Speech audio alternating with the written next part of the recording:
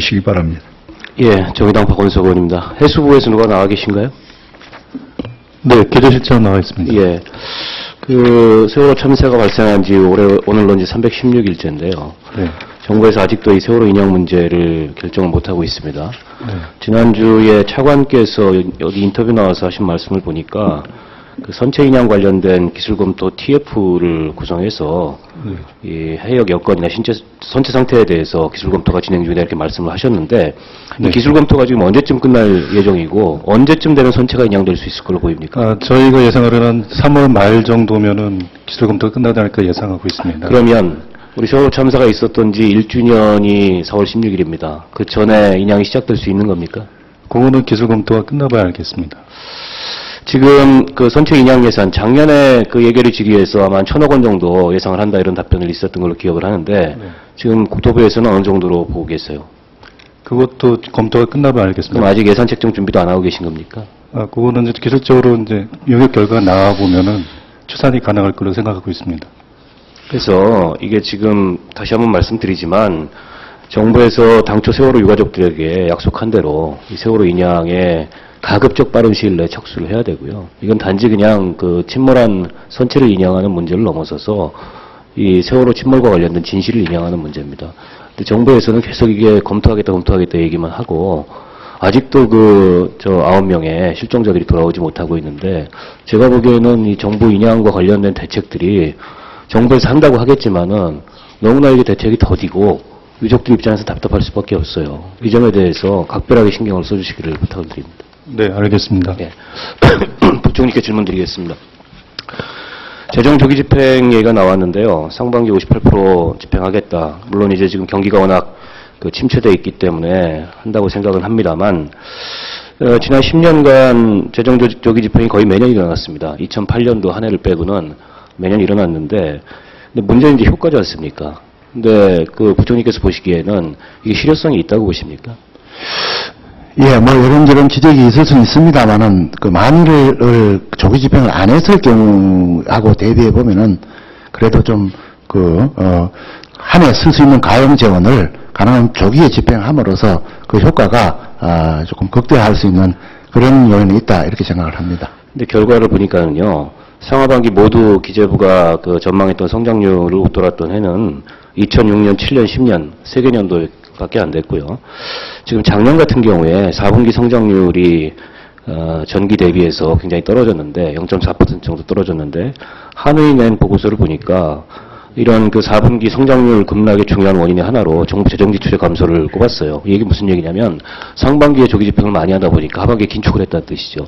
이게 경기 변동에 따라서 상고 하저가 일어나면은 오히려 그게 과열의 원인이 될 수 있고 상저 하저가 되면은 하반기에 이게 집행 여력이 없어가지고 작년과 같은 그런 상황이 발생하기 때문에 조기 집행한다는 게 물론 정부로서도 고육책인 건 압니다만 그 실효성 문제에 대해서 신중하게 검토를 해봐야 될 필요가 있을 것 같아요. 관련해서 이게 재정 조기 집행의 비용 효과 분석 관련해서 연구 영역 주신 게 있으시죠?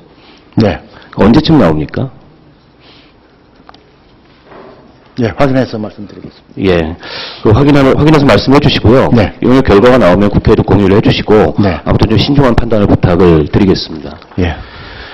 그리고 2012년도에 그 정부 청사와 공공기관 청사에 청소 노동자들에게 시중 노임 단가를 적용한 임금을 지급해라. 이렇게 용역 근로자 근로조건 보호 지침을 발표를 하셨어요. 이게 뭐 임금을 특별하게 인상하라는 게 아니고 제대로 된 임금을 줘라. 이게 기재부가 주도해가지고 만행보육노동부 정부합동을 발표를 했는데 작년 5월 조사 결과를 보면 절반 넘는 공공기관이 지침을 지키지 않고 있어요. 작년에 예결에서 쟁점이 됐습니다만 법사위에서 이 법원 관련 청사 그 선화기관 청소 노동자들에게 정부 지침대로 임금 지급하자고 예산 증액안을 올렸는데 69억 8,200만 원 증액안에 대해서 결국 예산 조정소위에서 7억 원 증액하는 걸로 그쳤습니다. 그런데 정부가 이렇게 발표해놓은 지침조차도 정부와 공공기관이 어기고 있는데 이 기재부에서는 제가 작년에도 여기서 질의했을 때 그때 아마 차관께서 답변하셨던 것 같은데 이 예산 상황에 따라서 경제 상황에 따라서 단계적으로 지급하겠다. 아니 이러면 정부가 지침을 뭐하러 만듭니까? 부총리님 답변 좀 해보십시오. 예, 하여튼 정부가 하기로 한 약속은 최대한 지켜지도록 최선을 다하겠습니다. 그래서 올해는요, 이 시중노임 단가 적용 임금 지급 예산을 예산 책정할 때 반드시 고려해야 되고요. 작년 예산안을 보면 뭐 창조경제 예산이다, 또 달탐사 예산이다, 이른바 이제 대통령 예산이라면서 이게 사업 계획도 안 잡혀 있던 그런 부실 예산안이 수십억 원씩 정부 예산안에 편성이 돼서 나왔어요. 그런데 이런 예산안을 편성하면서 정부가 지침까지 만들어서 새벽부터 나와서 이 공무원들이 일하는 청소하는 분들에게 그나마 최저임금보다는 조금 나은 그런 임금을 지급하자는 가이드라인을 만들어 놓고 이 가이드라인을 지키지 않는다는 거는 이거 좀 말이 안 되는 것 같아요. 그래서 올해는 시중노임 단가 정부 지침대로 약속대로 될 수 있도록 각별히 부총리께서 신경을 좀 써주십시오. 네, 유념하겠습니다. 네. 그리고 뭐 사소한 거긴 합니다만 하나 지적을 하겠습니다.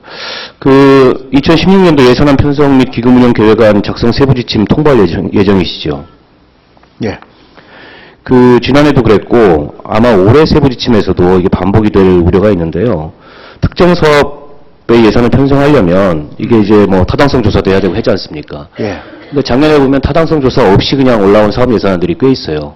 제가 대표적으로 기억하는 게 이게 글로벌 창조 지식경제단지 조성 사업이었습니다. 이 480억 원이 새로 편성돼서 제출이 됐어요. 그래서 작년 예산안 중에서 이렇게 정부의 사업 타당성 조사 내지는 뭐 기본 조사 설계 이런 거 없이 집행됐던 그런 거 없이 편성됐던 그 예산 항목안을 별도로 한번 정리해서 제출을 좀 해주십시오.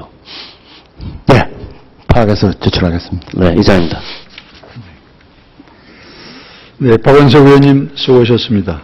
다음에는 존경하는 김진태 의원님 새누리당 강원 춘천시 질문해 주시기 바랍니다.